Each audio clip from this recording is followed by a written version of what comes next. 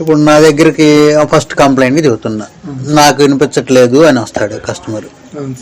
జాగ్రత్తగా వినాలి ఒకసారి. ఒక్కోసారి నా మాటలు అవతలకి నీ మాటలు అవతల వాళ్ళకి వినిపించట్లేదా, నీకే అవతల వాళ్ళు మాటలు వినిపించట్లేదని అడగాలండి. నాకు వినిపించట్లేదండి అంటాడు. కాల్ వస్తే వినిపించట్లేదు, రిసీవర్ ఎత్తితే వినపడట్లేదు అంటాడు రిసీవర్. అప్పుడు 90% ఏమవుతుంది, అది నీ మైండ్లోకి రావాలి ఎమ్మటే. ఇంకోటి మైండ్లోకి ఎమ్మటే ఏం రావాలి, ఏఎఫ్ఐసి, సిపియు, పిఎంఐసి.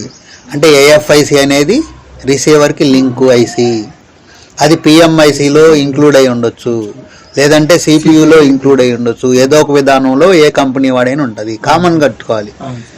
ఒకడు ఏఎఫ్ఐసి విడిగా ఇచ్చేవాళ్ళు అదివరకటి కాలంలో, తర్వాత ఏం చేశాడు పవర్ ఐసీలో వేస్తున్నాడు, తర్వాత కొంతమంది ఏం చేశారు సిపియులో కూడా డిజైన్ చేస్తున్నారు. కాబట్టి 3 గుర్తు పెట్టుకోవాలి.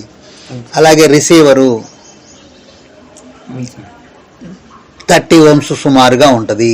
దాని విలువ మనం చెక్ చేస్తే విలువ వచ్చిందంటే రిసీవర్ లోపల ఉన్న కాయిల్ బాగున్నట్టు. కానీ దానికి ఒక పేపర్ ఉంటుంది, అది మూమెంట్ వస్తేనే సౌండ్ వస్తుంది. రీడింగ్ వచ్చినంత మాత్రాన రిసీవర్ గుడ్ అని చెప్పలేము. అందుకని బ్యాటరీ సప్లై దాని మీద ఇచ్చి క్లిక్ చేస్తే ఒకటి ఫిక్స్డ్గా పెట్టాడు, రెండోది అలా కొడుతూ ఉంటే ఆడియో జనరేట్ అయింది, అంటే సిగ్నల్ వచ్చినట్టు. అప్పుడే స్పీకర్ రిసీవర్ పనిచేస్తున్నట్టు. స్పీకర్ అయినా ఇదే విధంగా చెకింగ్. స్పీకర్కి రిసీవర్కి తేడా ఏంటి అది మళ్ళీ చెప్తా. స్పీకర్ అప్పుడు ఇది చిన్నది, స్పీకర్ అనేది పెద్దది, రిసీవర్ చిన్నది. కాబట్టి రిసీవర్ ఫోన్లో పై భాగం అమర్చి ఉంటుంది.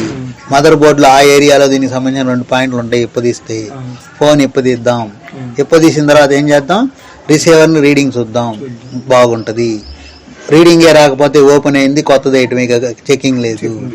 లేదా రీడింగ్ వచ్చింది 90% గుడ్డే, బ్యాటరీతో క్లిక్ చూద్దాం, మోగింది, అది కూడా గుడ్డే. అప్పుడు నువ్వు కొత్త రిసీవర్ వేసినా ఉపయోగం ఉండదు. ఎందుకని ఫోన్లో రిసీవర్ బాగుంది, రీడింగ్ వస్తుంది, క్లిక్ వస్తుంది. ఒక్కొక్కడైతే క్లిక్ కూడా చేయాల్సిన పని లేదు. బ్యాటరీతో పెట్టి చూస్తే క్లిక్ వచ్చిందంటే అదే ఓమ్స్ చూడాల్సిన పని లేదు, క్లిక్ వచ్చిందంటే ఓమ్స్ కూడా బాగున్నట్టే. ఎందుకంటే కాయిల్ బాగుంది, సౌండ్ రాదు కదా. పేపర్ బాగుంది, కాయిల్ బాగుంది, ఇంకోటి అయస్కాంతం ఉంటుంది అందులో. కాయిల్ మూమెంట్ అయితే పేపర్ మూమెంట్ అయితే సౌండ్ వస్తుంది. శబ్దం రావాలంటే కదలిక ఉండాలి. అది ఓకేనా, అలా తెలుసుకుందాం. 99% నీ దగ్గరికి 100 ఫోన్లు వస్తే 99 ఫోన్లో రిసీవరే పోతుంది, ఒక ఫోన్లో వస్తుంది. దాన్నే మనం ఎంబీబీఎస్ డాక్టర్ అనుకుంటాం, అది నేర్చుకుంటానే. అనగానే ఎమ్మడే ఏం రాలి, ఇప్పుడు ఏఎఫ్ఐసి ఉంది, అక్కడి నుంచి ఒక కాయిల్ కానీ ఒక రెజిస్టర్ కానీ, లేదా కాయిల్ రెజిస్టర్ 2 కానీ రిసీవర్ దగ్గరికి వస్తాయి. రెండో లైన్లో కూడా మళ్ళీ ఒక కాయిల్ కానీ ఒక రెజిస్టర్ కానీ రిసీవర్లో 2వ పాయింట్ దగ్గరికి వస్తాయి. ఆ 2 రిసీవర్ పాయింట్ల యొక్క ఇంటర్ఫేస్ మీద మనం రీడింగ్ చూద్దాం. రీడింగ్ ఉంటే 400, 300, 500 ఆ రేంజ్ల్లో 2 పాయింట్ల మీద రీడింగులు రావాలి. ఆ రీడింగులు వస్తే ఈ దారిలో ఉన్న కప్లింగ్ కాంపోనెంట్స్, కాయిల్స్, రెజిస్టర్లు ప్లస్ ఏఎఫ్ఐసి సర్క్యూట్ బాగున్నట్టే. అట్లా రీడింగులు బాగున్నప్పుడే మనం రిసీవర్ వేద్దాం. మనం నేర్చుకున్నది ఆ 2 పాయింట్లు చూడకుండా రిసీవర్ వేస్తూ ఉంటే కొంతకాలానికి మన సబ్జెక్ట్ కనుమరుగైద్ది. ఎప్పుడైనా 100వ ఫోన్ మనకు తగులితే బాగు చేయలేము, ఎందుకంటే ఇది మర్చిపోతావు.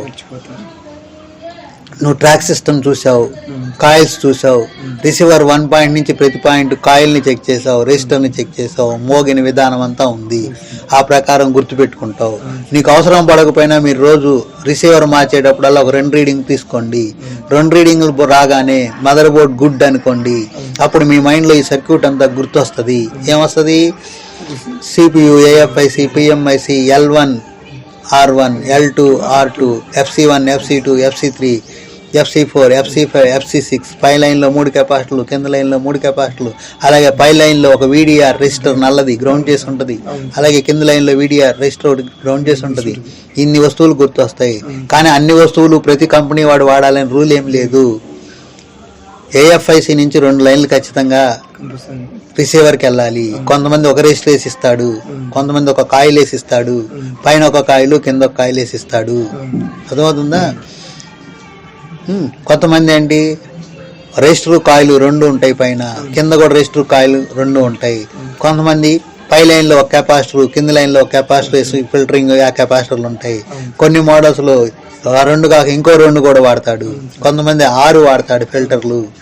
కొంతమంది పై లైన్కి కింద లైన్కి బ్యాలెన్సింగ్గా పీసీ ప్యారలల్ కెపాసిటర్ కూడా ఒకటి వేస్తాడు. ఓకేనా, ఇదంతా గుర్తుంటుంది.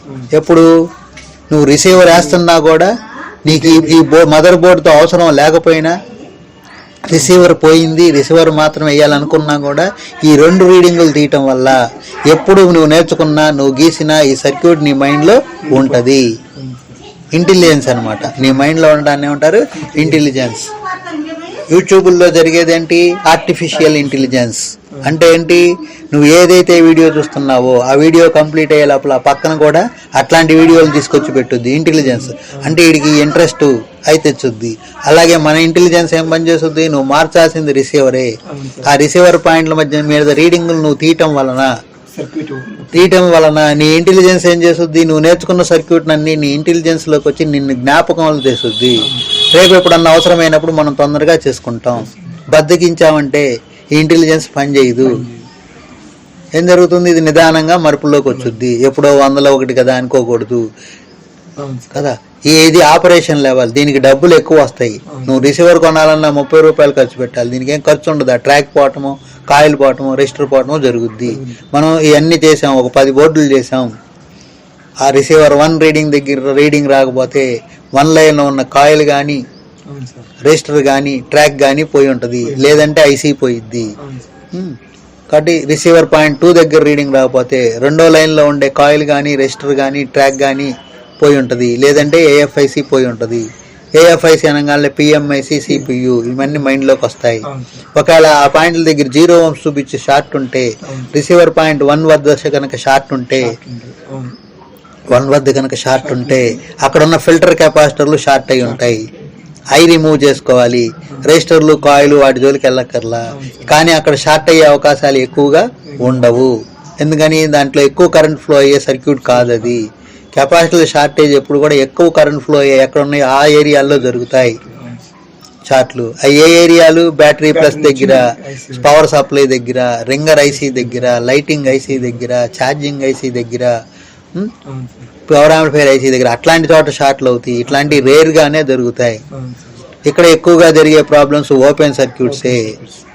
ట్రాక్ అన్నా పోవాలి, కాయిల్ అన్నా పోవాలి, రెజిస్టర్ అన్నా పోవాలి, లేదంటే ఐసీ డ్రై సోల్డర్ అన్నా అవ్వాలి. ఐసీలు కూడా ఎక్కువ పోయే అవకాశం ఉండదు. డ్రై సోల్డర్ అన్నా కావాలి. ఐసీ డ్రై సోల్డర్ డౌట్ అయితే పేస్ట్ రాసి హీట్ చేస్తాం.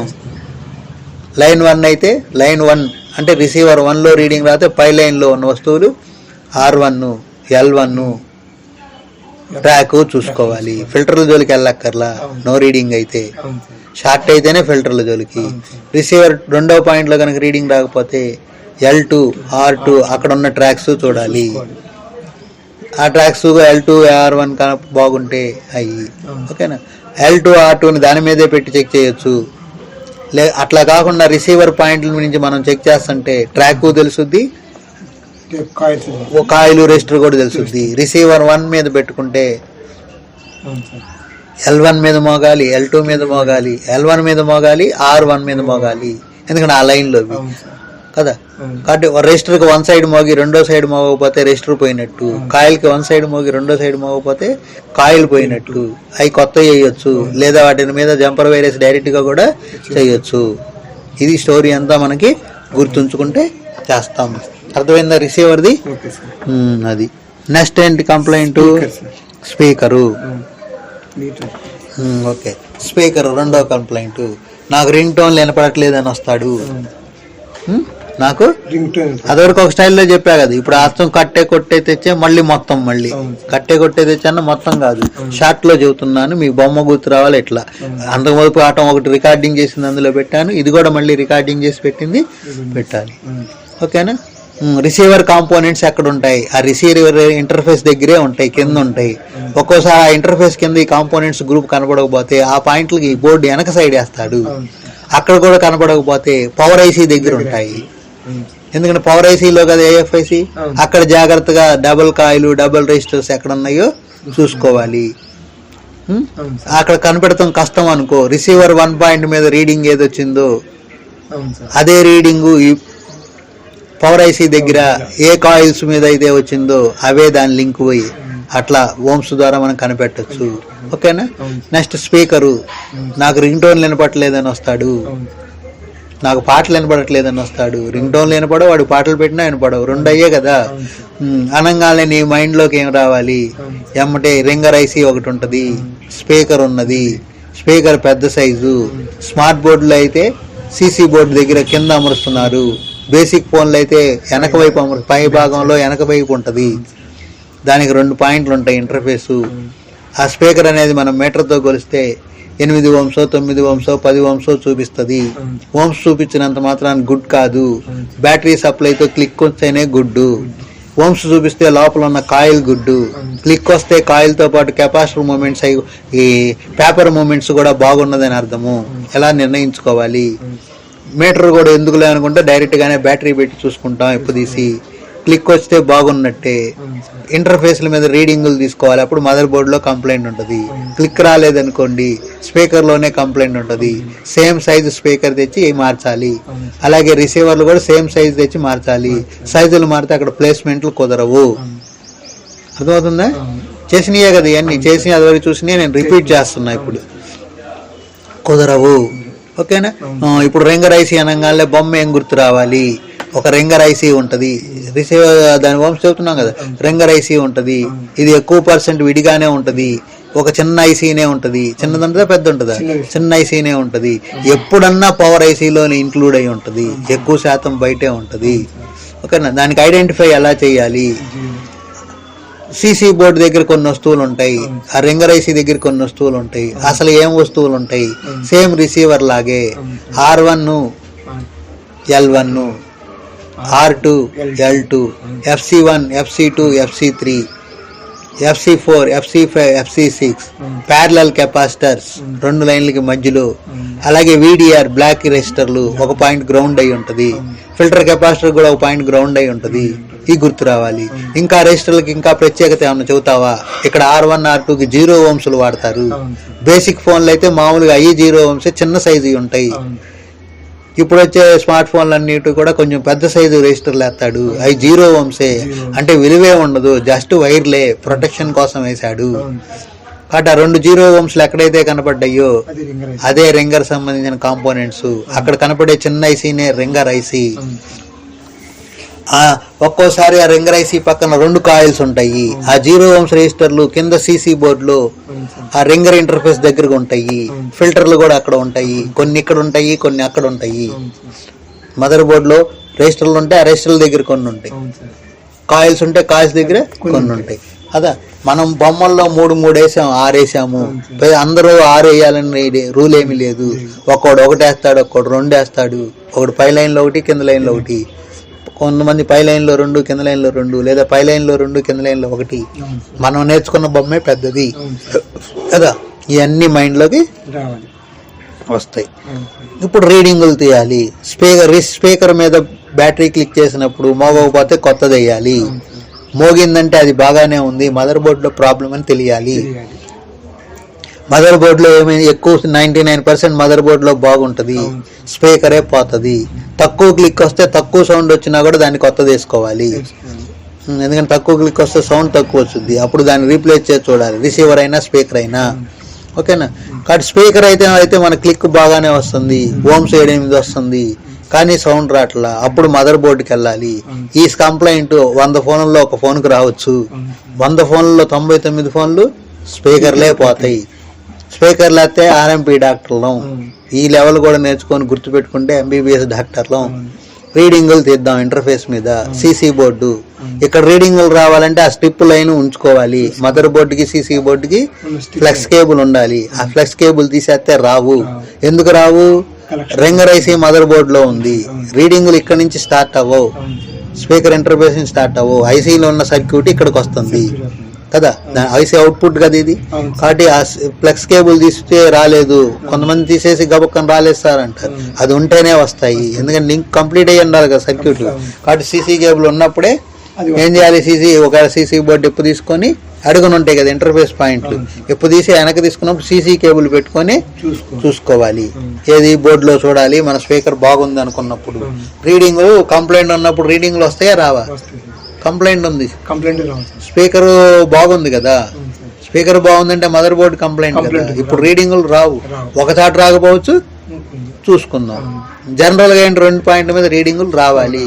వచ్చినాయి అనుకో 300, 400, 500 వచ్చినాయి అనుకో, 2 0 ohms రిజిస్టర్లు బాగున్నట్టు, 2 పెద్ద కాయిల్స్ బాగున్నట్టు, ఎఫ్సీలు బాగున్నట్టు, రింగర్ ఐసీ కూడా బాగున్నట్టే. బాగున్నప్పుడు ఏమైతే రీడింగ్లు వచ్చినప్పుడు స్పీకరే కంప్లైంట్ ఏంటి, అది స్పీకర్ విడిగా కూడా మనం చూసుకుంటున్నాం కదా. ఇప్పుడు రీడింగులు రాలేదు, ఎస్పీకే 1 మీద రాలా, ఎస్పీకే 2 మీద వచ్చింది. అప్పుడు ఎస్పీకే 1 లైన్లో ఉన్న కాయిల్ కానీ 0 ohms రిజిస్టర్ కానీ దాని ట్రాక్ కానీ ఓపెన్ అయి ఉంటుంది, అవి చెక్ చేయాలి.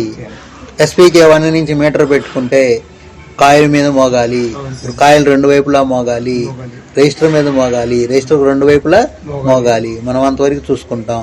ఒక కాయిల్ మీద ఒకవైపు మోగి ఇంకో వైపు మోగకపోతే అది కొత్త కాయిల్ వేయటం కానీ జంపర్ వైర్ కానీ చేసుకోవచ్చు. కాయిల్ వేయటమే మంచిది, ఎందుకంటే అక్కడ ఫిల్టర్గా పనిచేస్తుంది కాయిల్, అన్వాంటెడ్ డిస్టర్బెన్స్లు రాకుండా చేస్తుంది. అలా కుదిరితే అట్లా చూసుకోవాలి. ఒకవేళ ఎస్పీకే 2 మీద రాలేదనుకో, 2వ లైన్కి సంబంధించిన దాని రిజిస్టర్, కాయిల్, ట్రాక్ చూడాలి. ఓకేనా. రెండింటి మీద రీడింగులు రాలేదనుకో 90% ఐసీలో కంప్లైంట్ ఉంటుంది. రింగర్ ఐసీలో ఏదో ఒకటి పోతే దారి, 2 రాకపోతే రింగర్ ఐసీలోనే ఉంటాయి ఎక్కువ శాతం. ఒకసారి పేస్ట్ రాసి డ్రై సాల్డర్ చేయాలి, లేదంటే ఐసీని రిమూవ్ చేసుకొని రీబాలింగ్ చేసుకొని వేయాలి. లేదంటే అప్పటికి రాకపోతే ఐసీ తీసి కొత్తది వేసుకోవాలి. కొత్తది దొరికితే తెచ్చుకొని వేసుకోవాలి. లేదంటే సేమ్ మదర్ బోర్డు మన గ్రూప్లో ఎవరి దగ్గర ఉన్నాయో కనుక్కొని పాత మదర్ బోర్డులోంచి రిమూవ్ చేసుకొని వేసుకోవాలి. అది ఓకేనా. చేయగలరా మరి రిసీవర్, స్పీకర్? ఇంతకు మించి లేదు కదా. మదర్ బోర్డులో రీడింగ్ 99% ఏం పోతాయి, స్పీకర్లే. మదర్ బోర్డులో రీడింగ్ తీయటం వల్ల ఏం జరుగుద్ది, మన ఇంటెలిజెన్స్ పనిచేస్తుంటది. మన ఇంటెలిజెన్స్ పనిచేస్తుంటే అది ఎప్పుడు మన జ్ఞాపకాల్లో ఉంటుంది. మన జ్ఞాపకాల్లో ఉంటే రేపు ఎప్పుడన్నా అవసరమైనప్పుడు తొందరగా చేస్తాం. రోజు స్పీకర్లే రిసీవర్లు పోతున్నాయి, నేను తీయటం బద్దకిస్తే మీటర్ మీద 2 పాయింట్ల మీద స్పీకర్ అయినా రిసీవర్ తీయటం బద్దకిస్తే రీడింగ్స్ నిదానంగా ఇంటెలిజెన్స్ దాని మీద తగ్గిపోయింది, అవసరమైనప్పుడు రాదు. ఒక్క క్షణమే కదా 2 రీడింగులు తీయడానికి ఎంతసేపు పడుతుంది, అది గుర్తుపెట్టుకో. ఎందుకంటే నేను ఆ లెవెల్లో నేర్పుతున్నా, ఈ లెవెల్లో నేర్పేదే చిప్ లెవెల్ అంటాం. ఐసీలు తీసేసేదే చిప్ లెవెల్ కాదు, అవి చిప్స్ వరకే. చిప్ లెవెల్ సర్వీసింగ్ అంటే సర్క్యూట్ డయాగ్రామ్ అంతా మీకు రావాలి, నేను చెప్పాలి, నేర్చుకోవాలి. సర్క్యూట్ డయాగ్రామ్ వేశారు కదా రిసీవర్, ఎన్నిసార్లు వేశారు? నువ్వు అందరు 10 సార్లు, నువ్వైతే ఒక 50 సార్లు వేసి ఉంటావు. స్పీకర్ ఒక 50 సార్లు, ఎందుకంటే రోజు గీస్తున్నావు కదా. 3వ రోజు బిగిన్ చేసింది 15వ రోజు దాకా గీస్తానే ఉన్నావు. ఫస్ట్ 10 వేసావు, రోజు ఒకసారి గీస్తున్నావు, 2 సార్లు, ఒక 20-30 సార్లు వేసి ఉంటావు. అది ఓకేనా. నెక్స్ట్ ఇంకో కంప్లైంట్ ఎల్సిడి టచ్ గురించి చెప్తున్నాను. ఎల్సిడి అనగానే కాంబో అని గుర్తొచ్చుద్ది.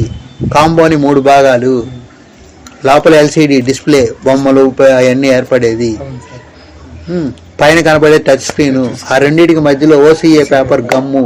అదివరకు గమ్ వాడేవాళ్ళు జాయింట్ కి, ఇప్పుడు ఏంటి ఓసీఏ పేపర్ వాడతారు. పేపర్ అంటే ఏం లేదు, హీట్ చేయగానే ఆ పేపర్ గమ్ముగా మారిపోతుంది. ఓసీఏ పేపర్ అంటే గమ్ పేపరే మారిపోతుంది.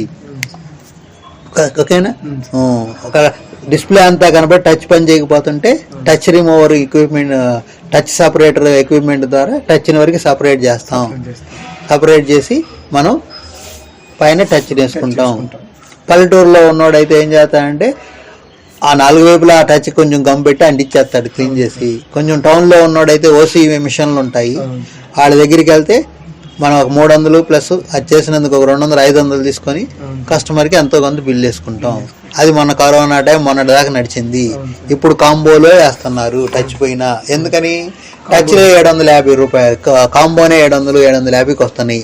వాడికి 500 రూపాయలు ఓన్లీ టచ్కి ఎందుకు ఖర్చు పెట్టడం. అందుకని ఏం చేస్తున్నారు, 200 కోసం అది ఎంత ఎందుకని తీసేసి ఈడే ఖచ్చితంగా కూర్చొని కాంబో వేసుకుంటున్నాడు. అంతే కదా, అది గుర్తుపెట్టుకోవాలి. ఓకేనా.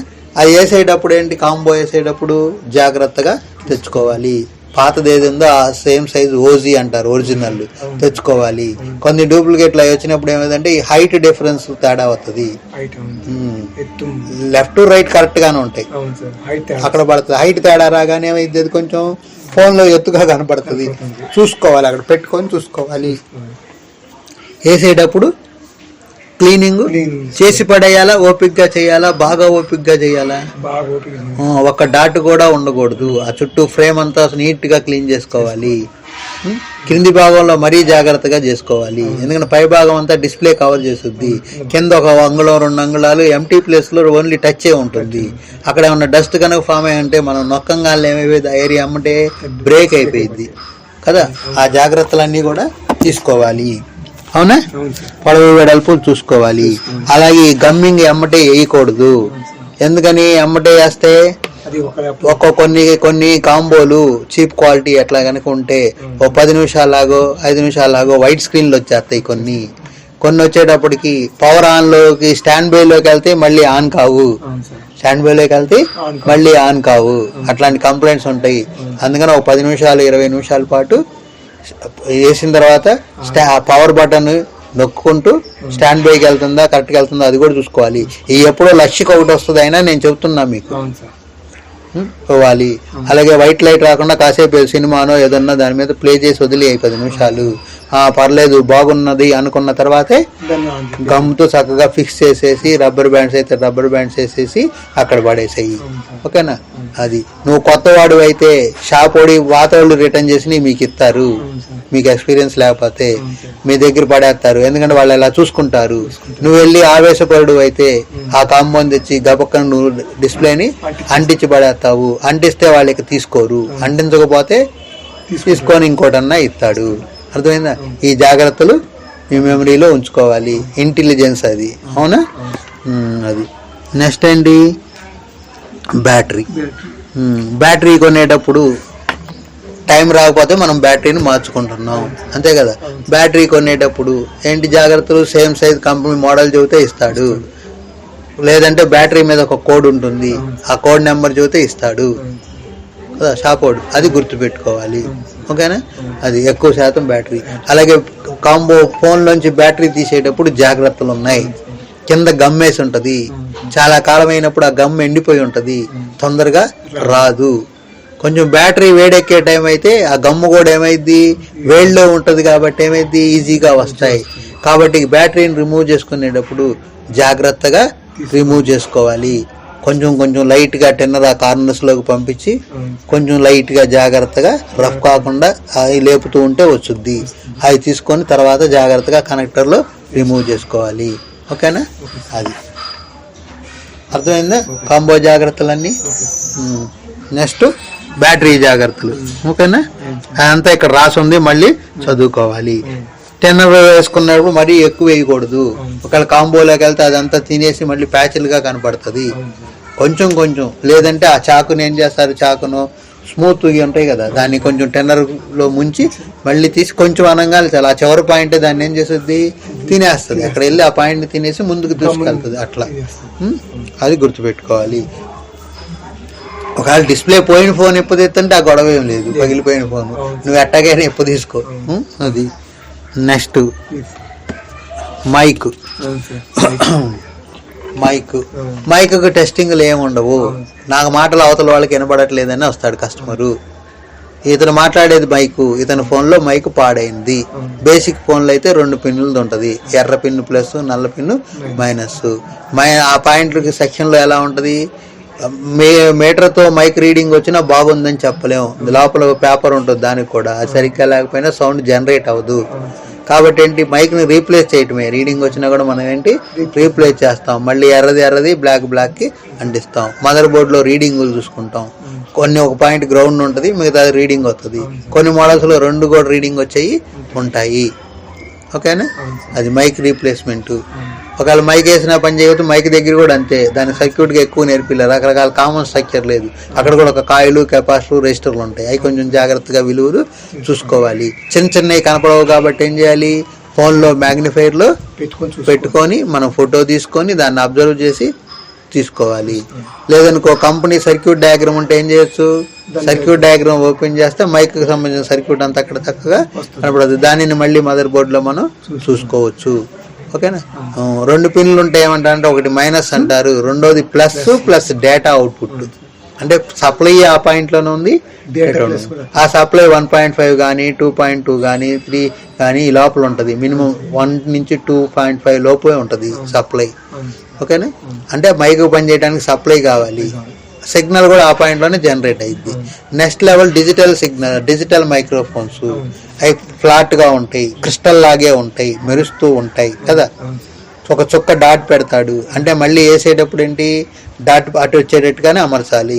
ఇప్పుడు 3 పిన్లు ఉన్న డిజిటల్ మైకులు ఏం జరిగింది, 3 పిన్లు ఉన్న డిజిటల్ మైకులు తీసుకుంటే మనకి 2 పిన్లు అయితే ఏం చెప్పాం, ఒకటి minus, black minus, red plus. 3 పిన్లు ఉన్నదనుకోండి, ఒకటి మైనస్, ఒకటి ప్లస్, మూడోది డేటా ఇన్పుట్ అండ్ అవుట్పుట్. ఏంటి మూడోది, data and input and output. అట్లా లెక్కేయాలి. కొన్ని 4 పిన్నులు ఉంటాయి, అప్పుడు ఒకటి గ్రౌండ్, రెండోది ప్లస్, మూడోది డేటా, నాలుగోది క్లాక్ కానీ రీసెట్ కానీ అలా ఇస్తాడు. డిజిటల్ మైక్ అంటే డిజిటల్ సెక్షన్, ఒక ఐసీ సర్క్యూట్ ఉంది అందులో. అట్లా 5 ఉన్నాయి అనుకోండి, అవే పాయింట్లు. కాకపోతే ఏం చేస్తారు, గ్రౌండ్ 2 ఇస్తాడు, గ్రౌండ్లన్నీ 2 అట్లా 6 ఇచ్చినా కూడా అంతే. అది మెయిన్ ఏంటి, అందులో గ్రౌండ్ ప్లస్ డేటా, ఈ 3 ముఖ్యం. కొన్నిటికి రీసెట్ క్లాక్ అని కూడా ఇస్తుంటాడు. ఈ 3 అయితే ఉంటాయి ప్రతి దాంట్లో. అందులో గ్రౌండ్ ఏది, ఇప్పుడు తీసిన తర్వాత ఏదైతే 0 రీడింగ్ తీసిందో అది గ్రౌండ్. తర్వాత 2 కూడా రీడింగ్లో వస్తుంటాయి, తర్వాత 2 కూడా రీడింగ్లు వస్తాయి. కాబట్టి ఏ సైజు మైక్ అయితే అదే సైజు అదే షేపుది వేయాలి. అది 3 పిన్నులు ఉంటే 3, 4 ఉంటే 4, 5 ఉంటే 6. ఇక్కడ చాలా రకాలు ఉన్నాయి కదా, ఏ రకం ఉంటే అదే రకం తెచ్చేయాలి. అమర్చేటప్పుడు దాని మీద ఒక హోల్ చూపించాడు, ఆ హోల్ ప్రకారమే అమర్చాలి. లేదంటే రాంగ్ పడితే ఏమైంది, కింద డేటా బదులు క్లాక్ అయ్యి వచ్చినాయి అనుకో, తేడా వస్తుంది. అది చూసుకోవాలి డిజిటల్ మైక్. ఒక్కోసారి డిజిటల్ మైక్ కనుక మనకు దొరకకపోతే, ఇప్పుడు సీసీ బోర్డు తెచ్చి మార్చేస్తాడు విడిగా. లేకపోతే బయట కొంటే డూప్లికేట్ ఉండొచ్చు. సీసీ బోర్డు కూడా మార్చుకోవచ్చు, లేదా బయట మంచి అంటే తెచ్చేసుకోవచ్చు. ఒకసారి దొరకలేదు, నువ్వేదో పల్లెటూరులో ఉన్నావు, అది తీసేసావు అనుకో, డిజిటల్ మైక్ తీసి కొలుచుకో. గ్రౌండ్ ఏదో వచ్చిందో దానికి 2 పిన్లలో మైనస్ దంటి బ్లాక్ది, మిగతా 2 పాయింట్లు ఉంటాయి కదా, అందులో ఆ మోడల్ని బట్టేసి ఒక తక్కువ రీడింగ్ వచ్చేది ప్లస్, 2 రీడింగ్ అంటే తక్కువ రీడింగ్ వచ్చేది ప్లస్. ఆ ప్లస్ కి నువ్వు రెడ్ వైర్ అంటి, ఆ రెడ్ వైర్ నుంచి ఆ మిగిలింది ఇంకో పాయింట్ ఉంది కదా, అది డేటా. అక్కడి నుంచి అక్కడ ఒక 1 కిలో ఓం రెజిస్టర్ ఏదన్నా పాత మదర్ బోర్డులో చెక్ చేసుకొని 1 నుంచి 2 కిలో ఓమ్స్ వచ్చేది తీసి అందులో అయ్యి మీటర్ని 20 కిలోల్లో పెట్టి నల్లగా ఉన్న రెజిస్టర్లు పీక్కొని చూసుకుంటే తెలుస్తుంది మీకు విలువ. మీటర్ ఏం చేయాలి, 20 కిలో ఓమ్స్ రేంజ్లో పెట్టి బ్లాక్ గా ఉన్న చిన్న చిన్న పాయింట్లు, పాత మదర్ బోర్డు ఎందులో రెజిస్టర్లు ఉంటాయి కదా, ఎక్కడో ఎదగటం ఎందుకు, పాత మదర్ బోర్డులో మైక్ దగ్గర పాయింట్ల దగ్గర రెజిస్టర్ ఒకటి నల్ల కనపడుద్ది కదా, అదే ఉంటది కదా ఏదో ఒక విలువ, 1 కానో 2 కానో. అర్థమైందా? వేరే అయితే ఏడున్నాయి అది ఖాళీ. ఇక్కడ మైక్ వేసాడంటే అది అందులో సూటబుల్ ఏగా వాడు వేసేది ఈ విలువల్లోనే ఉంటాయి కదా. అర్థమైందా? ఆ నల్లగా ఉన్న రెజిస్టర్ తీసుకెళ్ళి అక్కడి నుంచి అక్కడికి వేసేయి, అయిపోయింది. డిజిటల్ మైక్ బదులు మామూలు మైక్ కూడా పనిచేస్తుంది. చక్కగా ఎక్కువ ప్లేస్ ఉంటుంది కాబట్టి తక్కువ ప్లేస్లో అక్కడ జంపర్ వైర్ వేసి జాగ్రత్తగా అంటి కదా. లేదంటే ఓపిక్గా టౌన్కి వెళ్ళి సీసీ బోర్డు తెచ్చుకో, పల్లెటూరులో ఉంటే. అర్థమైందా? సీసీ బోర్డులో ఉంటుంది కాబట్టి ఏదైనా మనం చేయగలిగే సామర్థ్యం ఉండాలి కదా. అలా మైక్ అయిపోయిందా. నెక్స్ట్ ఇవన్నీ ఇప్పుడు నేను అన్ని పాపులతో పాటు జాగ్రత్తలతో కూడి చెబుతున్నా. ఇవన్నీ మీరు విడివిడిగా చేశారు కదా, ఇప్పుడు నేను చెబుతున్నది అదేంటి, అన్ని విడివిడిగా చేసి మళ్ళీ జాగ్రత్తలతో కూడి చెబుతున్నా. నెక్స్ట్ ఎస్ఎండి రీవర్క్ స్టేషన్ పరంగా జాగ్రత్తలు, ప్రాపర్ హీట్ పెట్టుకోండి. అంతే కదా. సర్వీస్ 1 అనుకో 6లో కానీ 7లో కానీ పెట్టుకుంటాం, లేదా ఆ ఫుల్ కన్నా కూడా 75% పెట్టుకుంటాం. ఆ కంట్రోల్లో ఎయిర్ ఫుల్ పెట్టుకుంటాం. వస్తువు అయితే ఏంటి, ఫుల్ కన్నా కొంచెం తగ్గించుకుంటాం, 80% ఆ రేంజ్లో పెట్టుకుంటాం. ఇక్కడ 8 పాయింట్లు ఉంటే 7 పాయింట్లు పెట్టుకుంటాం, లేదా 8 అయినా పెట్టుకోవచ్చు. డిగ్రీస్ ఇస్తే ఆ ఫుల్ డిగ్రీస్ మీద కొంచెం తగ్గించుకొని పెట్టుకోండి. చాలదు అనుకుంటే ఫుల్ పెట్టుకుంటాం. మీరు ఒక పాత మదర్ బోర్డులు తీసుకొని ఇక్కడ ప్రాక్టీస్ చేశారు, ఇంట్లో కూడా పాత మదర్ బోర్డులో తీసుకొని వస్తువులు పీకుతూ ఉంటే మీకు ఏ వస్తువుకి ఏంటని చూస్తాం. తీసేటప్పుడు జాగ్రత్త, మీరు తీయబోయే వస్తువు మీదే కాకుండా దాని చుట్టుపక్కల ఉండే రెజిస్టర్లు, కెపాసిటర్లు, కాయిల్స్ కూడా ఉంటాయి. మనం షేక్ అయ్యామంటే అవి కదులుతాయి. అవి కదిలితే వేసుకోవాలంటే అన్ని కష్టం. జాగ్రత్తగా ప్రాపర్గా గ్రిప్ మీకు దొరికింది అనుకున్న తర్వాతే హీటర్తో ఆన్ చేసి తీయండి. ముందుగా గ్రిప్ పట్టుకొని చూడండి ట్వీజర్తో. నెంబర్ 1 ట్వీజర్స్ ఉండాలి మన దగ్గర. నెంబర్ 1 ట్వీజర్స్ ఉండాలి. 100 రూపాయలు అట్లాంటి 1-2 ఉండాలి. ట్వీజర్లో గ్రిప్ లేదనుకోండి, పట్టుకొని ఎంత సన్నదైనా పట్టుకునేంత, సూది మొన్న పట్టుకునేంత గ్రిప్ ఉండాలి. చివర చూసుకొని చేయండి. అట్లా ప్రాపర్ హీట్ చూసుకోవాలి, ప్రాపర్గా హీట్ చేయాలి. కరిగిన తర్వాతనే లిఫ్ట్ చేసుకోవాలి. పైకి లిఫ్ట్ చేసుకోవాలా, లెఫ్ట్ రైట్ అప్ డౌనా? పైకే లిఫ్ట్ చేసుకోవాలి. కిందకి లిఫ్ట్ చేయాలని చూస్తే అటు వస్తువులు ఇటు వస్తువులు కరుగుతాయి, తగులుతాయి. అన్నీ కరిగి ఉంటాయి కదా, ఒక పాయింట్ జరిగిన అవన్నీ కదిలిపోతాయి. పని వేద్దాం.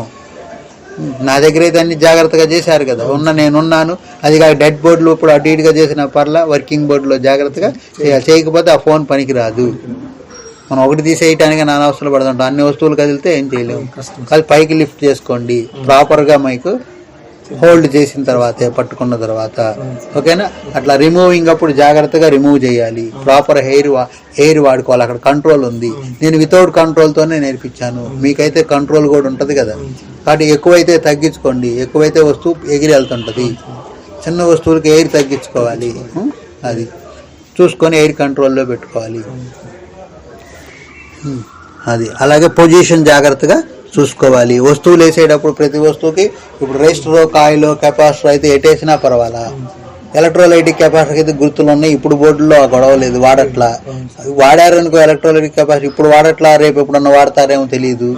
ఎప్పుడు అయిపోయినాయి అనుకోకూడదు, మళ్ళీ వస్తుంటాయి రిపీట్. ఏం చేయాలి? వాటికి రెడ్ ప్లస్ ఉన్నది అటు వేసుకోవాలి.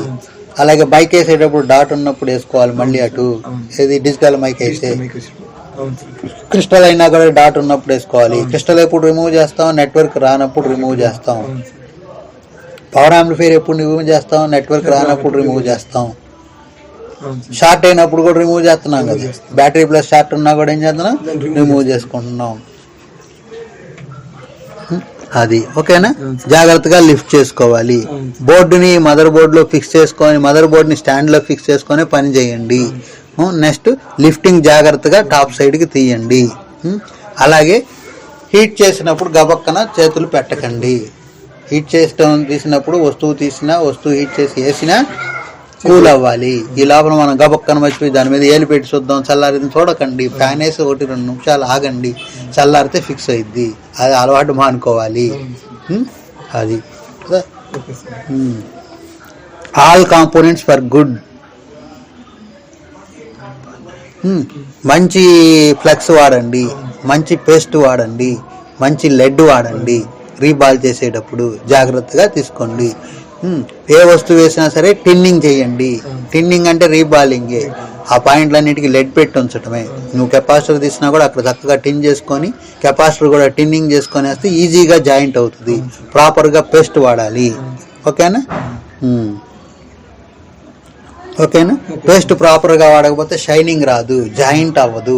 పేస్ట్ ఎక్కువ వాడుకోకుండా నువ్వు చేస్తుంటే 2 పక్క పాయింట్లు కలిసిపోతాయి. అదే పేస్ట్ వాడితే ఏమైంది? ఆ లిక్విడ్లో సపరేషన్ అవుతాయి. పేస్ట్కి సంబంధించి కరగంగానే లిక్విడ్ అయ్యింది కదా. కరగంగానే లిక్విడ్ అయ్యి వాయువు అయిపోయి మాయమైద్ది. అంతే కదా. దీన్ని షైనింగ్ తెచ్చుద్ది. అవునా? అది అవన్నీ కూడా ఏంటి, ఎస్ఎండి రీవర్క్ స్టేషన్లో జాగ్రత్తలు వాడేటప్పుడు. కొనుక్కునేది ఎప్పుడు జాగ్రత్తలు అంటే ఆటోమేటిక్ వెర్షన్ అవన్నీ చూసి డబ్బులు ఎక్కువ పెట్టి ఖర్చు పెట్టుకోవాకండి. అది 3500 ఉంటుంది. ఆటోమేటిక్ లేనిది ఏంటి, ఎయిర్ హీటే కంట్రోల్ ఉంటుంది. అది 1700 ఉంటుంది. అంటే ఎన్ని వస్తాయి? 2 వస్తాయి. నా దగ్గర ఇన్స్టిట్యూట్లో 2000 మంది చేస్తేనే ఇంతవరకు ఏం పోలేదు. నువ్వు అక్కడికి ఏం పోతుంది? ఏం పోవు. సర్క్యూట్ పరంగా నువ్వు అట్లా ఆటోమేటిక్ వెర్షన్లు ఉన్నాయి, అందులోనే సోల్డరింగ్ ఐరన్ అని తెచ్చుకుంటే అవి కాంప్లికేటెడ్ సర్క్యూట్ ఫెయిల్ అవుతాయి. సింపుల్గా తెచ్చుకోవాలి. అందులో సోల్డరింగ్ ఐరన్ ఉంటే అంతా, లేకపోతే అంత. విడిగా కొనుక్కుంటున్నాం కదా. 12 volts ఐరన్ 350 పెట్టి కొనుక్కుంటున్నాం. ఇంకొక 350 పెట్టి 25 watt ఐరన్ కొనుక్కుంటున్నాం. అంతే కదా. ఎక్కువ చిన్న పాయింట్లు ఉన్నప్పుడు 12 volts DC ఐరన్ వాడండి. ముక్కు చిన్నగా ఉంటుంది. అంతేనా? ఎక్కువ పెద్ద పాయింట్లు ఉన్నప్పుడు ఆ హోల్స్లో మనం దిగేసినప్పుడు ఛార్జింగ్ కనెక్టర్లు, వాటికి పెద్ద సోల్డరింగ్ ఐరన్ వాడండి. ఎందుకంటే ఆ హీట్కి అది మెల్ట్ అవ్వదు. ముందు చిన్న ఐరన్తో కొంచెం హీట్ చేసి చేసుకోవాలి జాయింట్, తర్వాత పేస్ట్ రాసి మళ్ళీ పెద్ద ఐరన్తో చేస్తే బాగా మెల్ట్ అవుతుంది. ఓకేనా? శుద్ధలు పెట్టకూడదు కదా, పేస్ట్ ప్రాపర్గా వాడాలి. పక్కన పాయింట్లు ఉన్నప్పుడు పేస్ట్ ఇంకా జాగ్రత్తగా వాడాలి. ఎక్కడన్నా 2 పాయింట్లు కలిసిపోతే డీసాల్డర్ వైర్తో రిమూవ్ చేసుకోవాలి. అంతేనా? ఇవన్నీ కూడా సాల్డరింగ్ టెక్నాలజీలు. అలాగే సాల్డరింగ్ ఐరన్తో కనుక నువ్వు ఏదైనా వస్తువులు కొన్ని ఏం చేసాము, SIM connectors, battery connectors, memory card connectors బ్లోయర్తో పీకాము, సాల్డరింగ్ ఐరన్తో అంటిస్తున్నాము ఛార్జింగ్ కనెక్టర్స్ అయ్యి. కాబట్టి తీసిన తర్వాత ఏం చేయాలి, ముందు ఒకవేళ సరిగ్గా పాతవి బాగోలేదు పేస్ట్ పెట్టేసి రిమూవ్ చేసుకోండి బ్లోయర్తో. సాల్డరింగ్ ఐరన్తో అవి అంటించాలి. అంటించేటప్పుడు మదర్ బోర్డులో ప్రాపర్ క్లీనింగ్ చేయండి, టిన్నింగ్ చేయండి, లేయర్ కరెక్ట్గా ఉందో లేదో చూసుకోండి. సాల్డరింగ్ లేయర్ మెరుస్తుండాలి, ఎక్కువ లెడ్ అక్కర్లా, అక్కడ లేయర్ ఉంటే చాలు, పేస్ట్ ఉంటే చాలు. మనం 2 పెడితే క్లీనింగ్ అవుతుంది. అలాగే మనం చేయబోయే కాంపోనెంట్ని కూడా టిన్నింగ్ చేయండి. కొత్తదైతే టిన్నింగ్ అవసరం లేదు, అయినా సరే కొత్తదైతే క్లీనింగ్ అవసరం లేదు, కానీ పేస్ట్ రాసి లెడ్ పెట్టండి. కింద బోర్డులోనూ టిన్నింగ్ జరిగింది, మన కాంపోనెంట్లోనూ టిన్నింగ్ జరిగింది, 2 సిల్వర్గా మెరుస్తుంటాయి. పెట్టి మళ్ళీ పేస్ట్ రాసి మనం సాల్డరింగ్ ఐరన్తో ఈజీగా అంటించుకుంటాం. చిన్న పాయింట్లు అయితే డీసీ ఐరన్ వాడండి, పెద్ద పాయింట్లు అయితే 25 volts ఐరన్ వాడండి. ఓకేనా? అది ముందు జాయిన్ చేయడానికి చిన్న ఐరన్ వాడుకో, తర్వాత ఏదైనా వాటికి పెద్ద ఐరన్తో మళ్ళీ ఫిక్స్ చేసేసాయి. పేస్ట్ అయితే మాత్రం ప్రాపర్గా వాడు. అంతేనా? అది అవన్నీ సాల్డరింగ్ జాగ్రత్తలు. ఓకేనా? మీటర్ వరకు జాగ్రత్తలు ఏంటి, మీరు మీటర్తో తీసిన అన్ని రీడింగ్స్ గుర్తుపెట్టుకోండి. చాలా బోర్డ్స్ తీశారు మీరు, దాదాపు 100-150 బోర్డ్స్ మీద రీడింగ్ తీశారు. అన్ని బోర్డులు, అన్ని మదర్ బోర్డుల మీద తీశారు, అన్ని పాయింట్ల మీద తీశారు. అన్నిటి మీద గుర్తుపెట్టుకోండి రీడింగ్స్.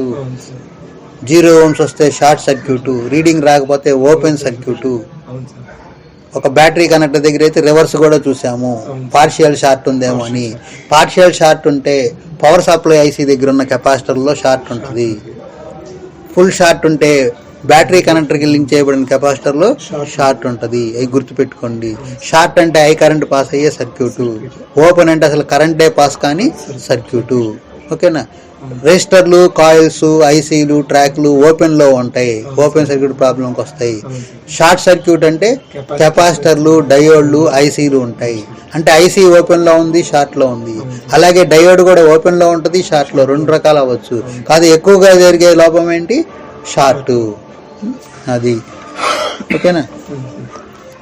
ఎల్సిడి పిక్చర్ వచ్చి వెళ్తురు రాదు, అప్పుడు లైటింగ్ రాదు. అప్పుడు మనం ఎక్కడికి వెళ్ళాలి, లైటింగ్ ఐసీకి వెళ్ళాలి. అప్పుడు ఏమవ్వాలి, లైటింగ్ ఐసీ. లైటింగ్ ఐసీ అంటే ఏం గుర్తు రావాలి, బొమ్మ అయితే కనబడుతుంది, వెళ్తురు రాలా. ఎన్ని ఎల్ఈడీలు ఉంటాయి, 12 ఎల్ఈడీలు ఉంటాయి. అవి 4 ఒక గ్రూపు, 4 ఒక గ్రూపు, 4 ఒక గ్రూపు, అట్లా లేదు 6 ఒక గ్రూపు, 6 ఒక గ్రూపు, 2 గ్రూపులుగా ఉంటాయి. ఇప్పుడు చూడు 6 గ్రూపు సిరీస్ లో ఉంది, ఇంకొక 6 గ్రూపు సిరీస్ లో ఉంది. బొమ్మ ఉంది అంటే ఇక్కడ యానోడ్ బిజినెస్ ఇక్కడ 6 గ్రూపు సిరీస్ లో ఉందంటే అంటే 6 3 18 volts కావాలి దానికి. కింద మళ్ళీ 6 గ్రూపు సిరీస్ లో ఉంది, దానికి 2 కామన్ చేశాడు కదా, అంటే దీనికి 36 volts అక్కర్లా, 18 ఉంటే చాలు. ఏంటి, ఎందుకని అన్ని 12 ఎల్ఈడీలు సిరీస్ లో కలుపుకుంటే 12 3 36 కావాలి దానికి. ఇది ఒక 6 కలిపి ప్యారలల్ చేసేసాడు, అంటే 2 యానోడ్లు కలిపాడు. 18 ఆరేస్తే ఈ లైన్కి 18 సరిపోయింది, ఈ లైన్కి సరిపోయింది కదా. ఇట్లా సిరీస్ లో కలుపుకుంటూ పోతాడు. ఈ కూడా ఏంటంటే అందులో డిజైన్ వరుసలో ఉండవారు. కింద చూస్తే 12 ఎల్ఈడీలు వరుసలో కనపడతాయి డిస్ప్లేని. మీరు పాల్గొట్టి ఇప్పుడు తీసి కింద చూస్తే ఫస్ట్ది 1 3 5 7 9 11 ఈ 6 యానోడ్లు కలిసి ఉంటాయి. 6 ఎల్ఈడీలకి యానోడ్ క్యాథోడ్, యానోడ్ క్యాథోడ్ అలా సిరీస్ లో కలిసి ఉంటాయి. మళ్ళీ కింద 2 4 6 8 10 12 దానికి యానోడ్ క్యాథోడ్, యానోడ్ కలిసి ఉంటాయి. కానీ 1వ 2 ఎల్ఈడి మాత్రం 2 యానోడ్లు కలిసి ఉంటాయి. 1 ఎల్ఈడి 2 ఎల్ఈడి 2 యానోడ్లు కలిసి ఉంటాయి. ఎందుకని ఇది 1 ఎల్ఈడి అనుకో. 1 3 5 7 9 11 ఇది 2 4 6 8 10 12. ఇప్పుడు నువ్వు బదిలిపెట్టి మనం చూసుకున్నావు అనుకో, ఈ 2వ క్యాథోడు 3వ యానోడు మోగుతుంటాయి మనకి సిరీస్ లో. అది యానోడ్ మీద చూసాను అనుకో, 1వ యానోడు 2వ యానోడు మాత్రం మోగుతాయి. ఇది సప్లై తీసుకుంటుంది డైరెక్ట్ గా. ఈ 2 క్యాథోడ్లు కంట్రోలింగ్ లోకి వెళ్తాయి. అండ్ ఎప్పుడు లైట్ అవసరం ఉండదు కదా, ఎక్కువ తక్కువ స్టాండ్ బైకి వెళ్ళినప్పుడు ఆఫ్ అయిపోతాయి. దీని కంట్రోల్ అంతా ఎక్కడ ఉంటుంది? సిపియూలో ఉంటుంది, లైటింగ్ ఐసీలో ఉంటుంది. దాన్నే బ్యాక్ లైట్ ఐసీ కూడా అంటారు. కాబట్టి లైట్లు ఎలగపోవట్లేదు అనగా ఏం గుర్తు రావాలి? ఈ గుర్తు పెట్టుకోవాలి. 12 ఎల్ఈడీలు స్మార్ట్ బోర్డులు. మామూలు బేసిక్ అయితే 4 ఎల్ఈడీలే ఉంటాయి అండి. 4 ఎల్ఈడీలు ఒక 5 పాయింట్లు తగులుతాయి. ఇందులో 3 పాయింట్లు వస్తాయి బయటికి. టోటల్గా ఏ స్మార్ట్ అయినా 3 పాయింట్లే బయటకు వస్తాయి స్ట్రిప్లో. 2 యానోడ్లు కలిపిన పాయింట్ ఒకటి, ఒక క్యాథోడ్ ఒక పాయింట్, ఇంకొక క్యాథోడ్ ఒక పాయింట్, అంతే కదా వస్తాయి. కాబట్టి లైటింగ్ ఐసీ ఒక డయోడు, రౌండ్ కాయిల్ కానీ స్క్వేర్ కాయిల్ కానీ ఉంటుంది. డయోడ్ ఒకటి ఉంటుంది పెద్దది, 12 ఎల్ఈడీలు ఉంటాయి. ఇట్లా వాడతారు కాబట్టి 18 వోల్ట్స్ సరిపోయిద్ది. లేదా ఒక్కోటి దానికి ఒక 18, దీనికి ఒక 18 ఇస్తాడు వోల్టేజ్. అంటే లైటింగ్ ఐసీ దాన్ని జనరేట్ చేస్తుంది. లైటింగ్ ఐసీ 4.2 వోల్ట్స్ కానీ 4.4 వోల్ట్స్ కానీ బ్యాటరీ నుంచి దానికి తీసుకొస్తున్నాం. అది 18 నుంచి 36 అట్లా చేస్తుంది. లేదా 36 చేస్తే దాన్నే రెండింటికి డివైడ్ చేసుకొని ఇస్తాడు హై వోల్టేజ్. అందుకని నీళ్ళల్లో పడొచ్చినప్పుడు మనం టక్కున ఆన్ చేస్తే ఇక్కడ సప్లై ఎక్కువ ఉండి ఆ నీళ్లు కనుక అక్కడ ఉంటే తుప్పు పట్టి డ్రై ఉంటే ఎమ్మటే అక్కడ బర్న్ అయిపోయింది. ఎప్పుడన్నా నీళ్లు వాటర్లో పడి వచ్చినప్పుడు వాటర్ లాక్ అంటాం. ఎల్సిడి కనెక్టర్ దగ్గర శుభ్రంగా చేసుకోవాలి. ఎందుకంటే ఐ సప్లై ఇక్కడికి వచ్చి ఉంటుంది, అక్కడికి వచ్చి ఉంటుంది. ఈ యానోళ్ళకి ఇవ్వాలి కదా, ఈ యానోళ్ళకి సంబంధించిన ఎల్సిడి కనెక్టర్లో పాయింట్ ఉంటుంది కదా, మరి ఎల్సిడికి వెళ్ళి ఆ కనెక్టర్లో ఉన్నాయి కదా, క్లీన్ చేసుకోవాలి జాగ్రత్తగా. లేదంటే అక్కడ బర్న్ అయింది. ఫస్ట్ అక్కడ ట్రాక్లు అన్నీ బర్న్ అయితే తన పనికిరాదు మనకి. మదర్ బోర్డు ఫోన్ కూడా పనికిరాదు. ఓకేనా? ఎల్సిడి లైట్స్ ఇవన్నీ కూడా ఇక్కడ రాసి ఉన్నాయి చూడు. ఒక ఐసీకి విధానం నేను ఇచ్చాను, ఈ బొమ్మ కూడా ప్రాక్టీస్ చేయమన్నా. ఏంటి? B2800 లేదా MP3202 6 పిన్స్ ఐసీ ఒకటి. ఒక్కొక్క మోడల్ ఒకటి ఎక్స్ప్లెయిన్ చేశా. ఇందులో కనపడే ఆ కాయిల్ని, పెద్ద కాయిల్ని ఏమంటారు? బూస్టింగ్ కాయిల్ అంటారు. దాన్నే రౌండ్ కానీ స్క్వేర్ కానీ రెక్టాంగులర్ కానీ పెద్దవి ఉంటాయి అండి, పెద్దది ఉంటుంది. దాన్ని boosting coil. High supply pass అవుతుంది అనమాట దాని మీద. నా లైన్లో ఏమైంది మరి? ఇచ్చింది 4 కదా, 36 18 వస్తుంది కదా, ఇక్కడ రాసాం కదా 2. అది ఇంకోటి ఏంటి? ఇందులో డయోడు ఏసీని డీసీగా మార్చుతుంది. ఇక రెసిస్టర్స్, కాయిల్స్, ఫిల్టర్లు చిన్నవి అక్కడ ఉంటాయి. ఎల్సిడి లైట్స్ ఉంటాయి. కాబట్టి ఈ గుర్తు రావాలి. ఎల్సిడి అనగానే ఈ పాయింట్లు. లైటింగ్ ఐసీ, ఓ బూస్టింగ్ కాయిల్, ఒక డయోడు. డయోడ్ ఎందుకంటే ఏసీని డీసీగా పెట్టుకుంది. బూస్టింగ్ కాయిల్ ఎందుకంటే ఐ సప్లై వెళ్ళే లైన్లో పాస్ అవుతుంది. రెజిస్టర్ కాయిల్ కాబట్టి ఐసీకి హెల్పింగ్. LCD lights. అది లైటింగ్ ఐసీలో పాయింట్లు వచ్చేటికి అది పనిచేయడానికి ఒక ప్లస్ ఉంది, ఒక మైనస్ ఉంది. బొమ్మలు ప్రాక్టీస్ కొడతామే. లైటింగ్ ఐసీ అంటే ఒక మోడల్ చెప్పా నేను, ఏ మోడల్ కొడితే ఆ మోడల్ యూట్యూబ్లో వస్తుంది డయాగ్రామ్లో చూసుకొని ఆ బొమ్మలు 2-3 వేసుకోవాలి. ఎన్నేసిన కాన్సెప్ట్ ఇది. అందులో ఒక ప్లస్ ఉంటుంది 4.4 వోల్ట్స్, ఒక మైనస్ ఉంటుంది. అలాగే సిపియూ దగ్గర ఎనేబుల్ సిస్టమ్కి ఒక పాయింట్ ఉంటుంది. దాన్ని ఎనేబుల్ రీసెట్ అంటాం. ఎనేబుల్ అనొచ్చు. సిపియూ నుంచి వచ్చే వోల్టేజ్ దాన్ని మార్చుద్ది. ఇప్పుడు 1.2 వోల్ట్స్ 1.5 వోల్ట్స్ అలా వస్తుంది. ఆ వోల్టేజ్ రాలేదనుకో లైటింగ్ ఐసీ యాక్టివేట్ అవ్వదు. మామూలు స్టాండ్ బై అప్పుడు ఎనేబులింగ్ వోల్టేజ్ 0 ఉంటుంది. ఫోన్ స్టాండ్ బైలోకి వెళ్తాము. ఇక్కడ నువ్వు ఎప్పుడైతే బటన్ నొక్కావో సిపియూ నుంచి ఇక్కడ 1.5 వోల్ట్స్ ఈ ఐసీకి వచ్చుద్ది. అరే బాబు వాడు ఫోన్ ఆన్ చేశాడు, నువ్వు ఇంకా 4 వోల్ట్స్ తీసుకున్నావు కదా, దాన్ని 18-36 కింద మార్చి ఆ బయటికి పంపిస్తే లైట్లు వెలుగుతాయి అని చెప్పుద్ది. అది ఎనేబులింగ్ అంటే. అర్థమైందా? నువ్వు స్టాండ్ బై నొక్కంగా ఏవైతే సిపియూ నుంచి 0 చేస్తుంది. అరే వాడు ఫోన్ ఆపేశాడు, నేను సప్లై ఆపేశాను, నువ్వు కూడా ఇంక రెస్ట్ తీసుకో అని చెప్పుద్ది. అర్థమైందా? ఇక్కడ జరిగేది అది ఎనేబుల్ పాయింట్ అంటే. ఇక పిఎఫ్బి ఎన్ఎఫ్బి అంటే, పిఎఫ్బి అంటే ఏంటంటే ఇందులో ఆసిలేషన్. మరి 36 వోల్ట్స్ రావాలంటే 4 రాదు కదా. ఆసిలేటర్ అనేది ఏం చేస్తుంది అంటే ఏసీని జనరేట్ చేస్తుంది. ఏం చేస్తుంది? ఏసీని జనరేట్. కరెంట్ పోయినప్పుడు మనం జనరేటర్లు వేసుకోవాలా కరెంట్ కోసం. అట్లాగే ఇది డీసీ కదా మనం ఇచ్చింది. మన లైటింగ్ ఐసీకి బ్యాటరీకి మనం ఇచ్చే సప్లై అంతా ఏంటి? డీసీ. ఆ సప్లైని ఈ ఆసిలేటర్ పాజిటివ్ ఫీడ్బ్యాక్ అనేది ఒక అవసరం ఆసిలేటర్కి. ఆ పాజిటివ్ ఫీడ్బ్యాక్ ఆసిలేటర్లో పాజిటివ్ ఫీడ్బ్యాక్ అనే కొన్ని కాంపోనెంట్స్ ఉంటుంది. ఆ సిస్టమ్ అనమాట. ఇప్పుడు ఎక్కువ ఎక్స్ప్లెయిన్ మీకు చేయలేము. ఆ పాజిటివ్ ఫీడ్బ్యాక్ ఆసిలేటర్ అనే సిస్టమ్ ద్వారా ఏసీ జనరేట్ అవుద్ది. ఆ జనరేట్ అయిన ఏసీని డయోడ్ ద్వారా డీసీగా మార్చి ఇక్కడికి ఎత్తనం. అర్థమైందా? అది ఓకేనా? ఇది ఎల్సిడి గమ్మ గుర్తుపెట్టుకోవాలి. నెక్స్ట్ 9వ ప్రాబ్లం. నో నెట్వర్క్ రావట్లేదు అన్న ఆయన వచ్చాడు. ఏంటి? నెట్వర్క్ రావట్లేదు అనగానే ఏంటి అర్థం? నువ్వు ఎయిర్టెల్ సిగ్నల్ పెడితే ఆ సిగ్నల్ రాదన్నట్టు, అంతే కదా. జియో పెడితే జియో సిగ్నల్ రాదు. ఎక్కువగా ఏముంటుంది? ఎక్కడి నుంచి రావాలి ఈ రాగానే ఏమంటే మన మైండ్లో యాంటీనాకి సంబంధించిన ప్లేట్స్ ప్యానల్లో 2 పాయింట్లు ఉంటాయి, అవి ఉన్నాయా పీకేసాడా అని చూడాలి. ఇంకొకటి దగ్గరికి వెళ్తాడు, కంప్లైంట్ చేయకపోతే చేసుకొని డబ్బులు ఇవ్వకపోతే ఆ 2 వాడు పీకి ఇస్తాడు ఫోన్. నువ్వు ఇక్కడ ఎంత కొట్టుకుని ఉండదు, ఆ 2 పాయింట్లు లేదా గాల్లో సిగ్నల్ అందులోకి రాదు. అందుకని ఆ 2 పాయింట్లు ఎలా ఉన్నాయి ఒకసారి చూసుకొని క్లీన్ చేసుకోవాలి. ఎక్కడ బ్యాక్ కవర్లో ఉంటాయి. అలాగే ఎక్స్టర్నల్ యాంటీనా ఉందో లేదో చూసుకోవాలి. అది పీకితే 2 కాయలు కదా మోగుద్ది, మీరు పీకినప్పుడు చూశారు కదా 90% పోవులే. అదే గుర్తు రావాలి ఎక్స్టర్నల్ యాంటీనా, ఎందుకంటే పవర్ యాంప్లిఫైర్ ఐడెంటిఫై చేసిన టెక్నిక్ కదా. నెక్స్ట్ యాంటీనా కేబుల్ స్మార్ట్ ఫోన్లో, బేసిక్ ఫోన్లో ఉండదుగా, ఎందుకంటే బేసిక్ ఫోన్లో అన్ని ఒకసాటే ఉంటాయి.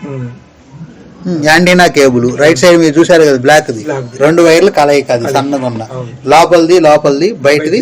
మీకు పైన మెటల్ కనపడుతుంది కదా, అది మైనస్. లోపల ఉండే పాయింట్ ప్లస్, అంటే ప్లస్ అనకూడదు సిగ్నల్. ఏం పేరు? జిఎస్ఎం. అందుకని మనం అక్కడ యాంటీనా ఇంటర్ఫేస్ 2 పాయింట్లు రాసినప్పుడు ఒకటి మైనస్, 2ది జిఎస్ఎం ఉంది. అసలు 3 పాయింట్లు రాసినప్పుడు 2 మైనస్లు, మధ్యలోది జిఎస్ఎం, మధ్యలో సిగ్నల్ పాస్ అయ్యే లైన్.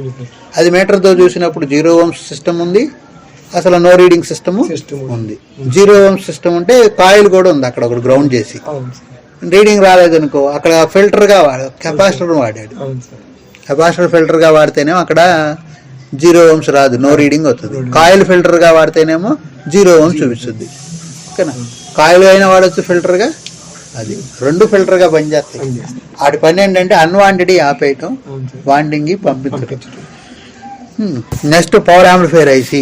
పవర్ యాంప్లిఫైర్ ఐసి అనగా ఏం గుర్తు రావాలి? ఓల్డ్ అయితే పిఎఫ్ఓ, ఇప్పుడు ఓల్డ్ మర్చిపోయిన పర్లా WTR, లేదంటే యాష్ సింబల్. ఈ మన మైండ్లోకి అన్ని రావాలి. ఇప్పుడు చెప్పిన అన్ని ఎక్కడికక్కడ నేర్పాం, ఇదంతా రివిజన్. అదంతా పోయినా కూడా ఇప్పుడు రివిజన్లో అన్ని మళ్ళీ మెయిన్ పాయింట్లు అన్ని నేను చెబుతున్నా.